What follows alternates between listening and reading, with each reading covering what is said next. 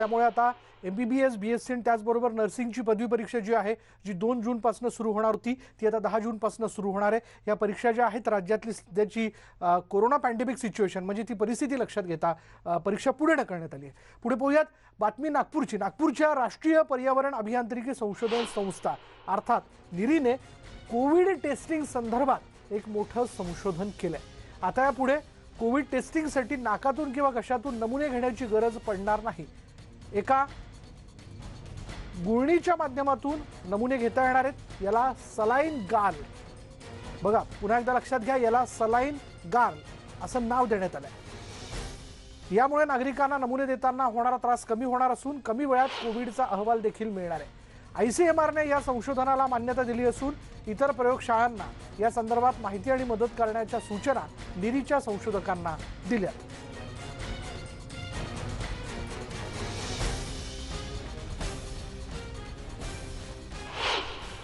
कोविडच्या RTPCR taste संदर्भात नागपूरच्या निरी या संस्थेने नवीन संशोधन केलेलं आहे.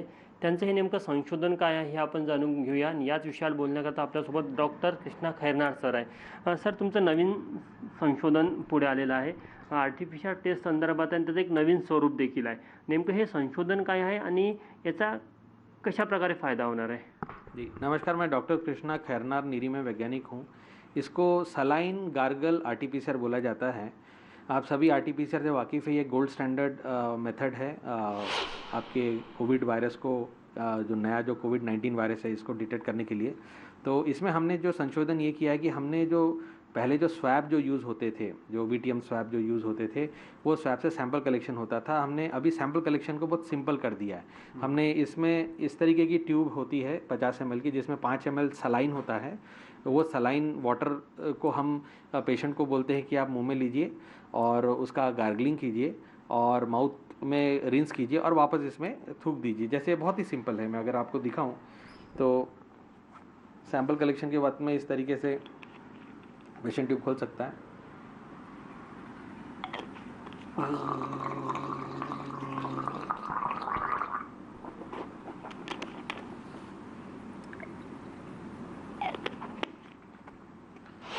इस तरीके से सैंपल कलेक्ट हो गया और ये सैंपल लैब में आ जाता है अंडर कोल्ड चेन और फिर हम इसका यहाँ पे डायरेक्ट आरटीपीसीआर कर लेते हैं. इसमें हमें RNA एक्सट्रैक्शन की भी ज़रूरत नहीं पड़ती है. एक नया प्रोटोकॉल विकसित किया गया है जिसके तहत हम डायरेक्टली इसको एक बफर में इंक्यूबेट करते हैं रूम टेम्परेचर पे और उसको हम 90 डिग्री फॉर 6 मिनट पे गर्म करके उसको डायरेक्टली हम आरटीपीसीआर के लिए यूज़ कर सकते हैं. तो इससे क्या हो रहा है, समय का बड़ा बचत हो रहा है. जैसे नीरी की लैब पहले भी जब स्वैब बेस्ड टेस्ट करती थी तो 3 घंटे के अंदर में ड्राई स्वैब के द्वारा हम लोग रिपोर्ट करते थे. पर अब इससे समय और कम इसलिए हो जाएगा क्योंकि जो सैंपल कलेक्शन का जो टाइम था वो सैंपल कलेक्शन का टाइम स्वैब में बहुत लगता था क्योंकि एक्सपर्ट ही आपका सैंपल कलेक्ट करते थे. पर इसमें क्या है कि आप खुद अपना सैंपल गार्गलिंग करके आप दे सकते हैं. तो ये जल्दी ही आ जाएगा और जो चीज़ को पूरा दिन लगता था 400-500 लोगों की सैंपल कलेक्ट करने के लिए, वो अब आधे ही समय में वहाँ सैंपल कलेक्शन भी हो जाएगा. क्योंकि इसके लिए जो ट्रेन मैन पावर लगता था वहाँ नैज़ोफेरेंजियल और ओरोफेरेंजियल स्वैब लेने के लिए, वो भी इसमें नहीं लगेगा. आता या सॅम्पल टेस्टिंगच्या माध्यमातून सुरुवात झाली टेस्टिंगची. देखिए, इसका वैलिडेशन हो चुका है और आज ही ICMR के इसको अप्रूवल आया है और ICMR ने हमें ये भी कहा है कि आप बाकी लैब्स को भी इसमें ट्रेन कीजिए.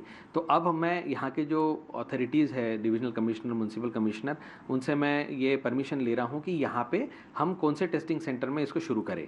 तो मोस्टली ये निरी में ही शुरू होगा सबसे पहले और हमारा जो भी डेजिग्नेटेड NMC का सेंटर है वहाँ पर निर्देश जाएंगे और वहाँ से सैम्पल कलेक्शन शुरू हो जाएगा. तो थोड़ा समय लगेगा इसको शुरू होने में क्योंकि इसके लिए जो भी सलाइन और जो ऐसी ट्यूब है ये भी काफ़ी बल्क में ऑर्डर करना पड़ता है, बुलाना पड़ता है, एक सप्लाई चेन रेडी करना पड़ता है. तो वो जल्दी हो जाएगा. अच्छी बात ये है कि ICMR का अप्रूवल जो अवेटेड था वो हो गया है. अब ये जल्दी ही नागपुर में शुरू हो जाएगा और हम कोशिश कर रहे हैं कि नागपुर की सभी लैबों में ये हो और भारत के भी पूरे लैबों में ये फैले. यामध्ये वेळ वाचतो, खर्च देखील कमी लागतो. बिल्कुल बिल्कुल, समय तो बहुत कम लगता ही है.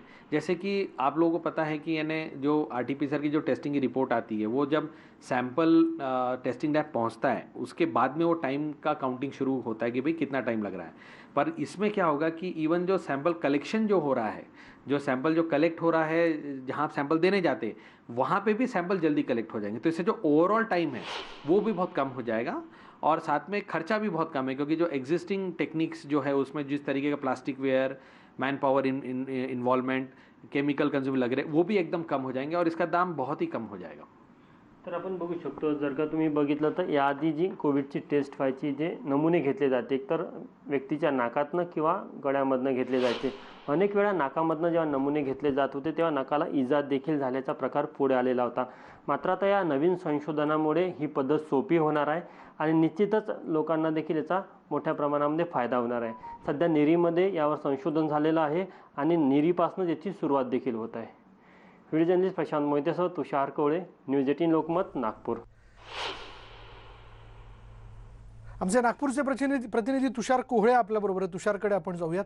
तुषार, बहुतांशी कोविडच्या संदर्भात तपासणी करण्याकरता गेलेले जे काही संशयित किंवा रुग्ण ज्यांना आपण म्हणूयात, त्यांच्याकडे बऱ्याच अशा गोष्टी ऐकायला मिळायच्या की ज्यावेळेस स्वॅब टेस्टिंग होत होतं, घशात ती स्टिक घातली किंवा नाकात ती स्टिक घातली तर अचानक माझं ब्लड प्रेशरच वाढलं, मी घाबरून गेलो. किंवा असे काही केसेस समोर आल्या की काही लोकांची हिंमतच झाली नाही की अशा पद्धतीने हे टेस्टिंग केली जाते म्हणून. आता जर एक गुळणी एका ट्यूबमध्ये द्यायची असेल तर ही टेस्टिंग सोपी झाली आहे का, आणि ही लवकरात लवकर म्हणजे याचा रिपोर्ट जो आहे तो लवकरात लवकर लोकांच्या हाती येईल का? विशाल निजे अत्यंत महत्त्वाचं संशोधन नागपूरच्या नेरी या संस्थेने केलेलं आहे. आणि महत्त्वाची गोष्ट की ही जी टेस्टिंगची जी प्रक्रिया आहे, विशेष करून टेस्टिंगमधले नमुने घेण्याची जी प्रक्रिया आहे ही अत्यंत सोपी झालेली आहे. म्हणजे एखादा सामान्य व्यक्ती देखील स्वतःची गुळणी स्वतः त्या ट्यूबमध्ये भरून नमुन्यासाठी पाठवू शकतो. महत्त्वाची गोष्ट की ज्या काही तक्रारी याआधी आल्या होत्या की टेस्टिंग केंद्रावर मोठ्या प्रमाणामध्ये गर्दी होती, त्यामुळे तेथे देखील एक संक्रमणाची भीती व्यक्त केली जात होती. इतकंच नाही तर अनेक लोकांच्या नाकातनं किंवा घशातनं जेव्हा टेस्टिंग संदर्भात नमुने घेतले जात होते त्यांच्या नाकाला इजा देखील होत होती. अनेक लोकांना त्या संदर्भातल्या इतर देखील विकार झाल्याचे पाहायला मिळाले. अनेक लोकांचे ब्लड प्रेशर वाढले. तर या सगळ्या ज्या काही तक्रारी नागरिकांच्या होत्या त्या आता कमी होणार आहे. निरीने जे संशोधन केलेलं आहे याला सलाईन गार्गल असं हे आरटीपीसीआर टेस्ट असं हे नाव दिलेलं आहे. त्यामुळे या टेस्टमध्ये 2-3 आणखी प्रमुख महत्त्वाच्या गोष्टी आहेत. एक तर ही ट्यूब तुम्हाला कुठेही उपलब्ध होणार आहे, म्हणजे टेस्टिंग लॅबमध्येच उपलब्ध होईल असं नाही, तर जिथे जिथे तिची केंद्र असेल तिथे किंवा एखाद्या औषधीच्या दुकानामध्ये देखील ते मिळू शकतं.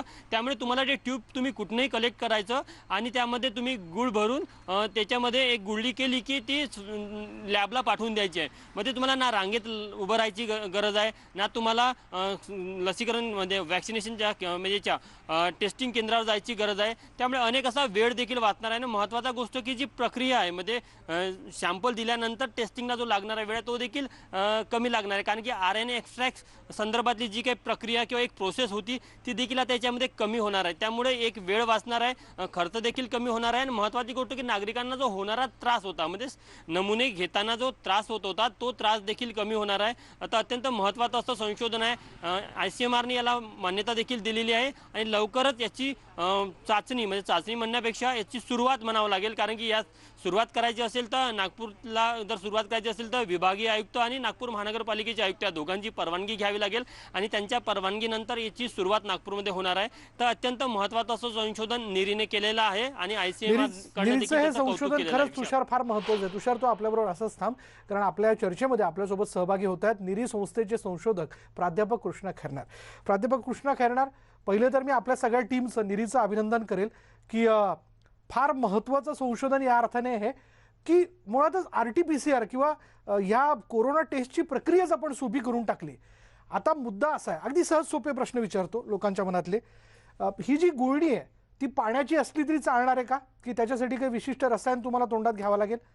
नंबर 2, की ही ट्यूब मला जी आहे ती एका लॅबमध्ये नेऊन द्यायची आहे, तर ही लॅब सरकारीच असावी की खाजगी लॅबमध्ये सुद्धा मी तसं देऊ शकतो, म्हणजे त्या पद्धतीने तशा सूचना सगळीकडे दिल्या गेल्या आहेत का, जर ही प्रक्रिया सुरू होत असेल तर? देखिए, सबसे पहले तो मेरी आवाज आ रही है आपको? जी जी बिल्कुल, बोलिए. हाँ, मैं हिंदी में बोलूंगा. मैं हूँ मराठी, पर मैं अभी नेशनल इंस्टीट्यूशन में हूँ और मैं हिंदी में बोलूंगा. तो आई होप वो ठीक है हिंदी में बोलना. जी बिल्कुल, लैंग्वेज कोई बैरियर नहीं है, बस इंफॉर्मेशन पहुंचना जरूरी है. जी, बहुत अच्छा लगा. हाँ. तो अभी मैं आपको एक ये बताना चाह रहा हूँ कि आज ही ICMR ने हमारी जो नई टेक्निक जो एक डेवलप की है, सलाइन गार्गल RT-PCR, जी. ये नाम ही अपने आप को बताता है कि ये क्या है. सलाइन सोल्यूशन है जिसको आपको गार्गल करना है माउथ में, और उसको आपने एक ट्यूब है जो जिस ट्यूब में हम सलाइन दे रहे हैं उसमें आपको उसमें वापस डाल के लैब में भेज देना है, तो आपकी टेस्टिंग हो जाएगी। आप लोग इस तरीके की टेस्टिंग से वाकिफ है? ये जो हम लोग जिस तरीके से ये बोलते हैं ट्यूब, ये जो वीटीएम ट्यूब है जो आप लोगों ने अक्सर टेस्टिंग सेंटर में देखी होंगी, और इस तरीके की स्वैब्स आपने देखी होगी, ये ओरोफेरेंजियल स्वैब है और ये नाजोफेरेंजियल स्वैब है। इस तरीके के स्वैब्स को कलेक्ट करके ऐसी ट्यूब में डाल के लैब में भेजा जाता था। डॉक्टर कृष्ण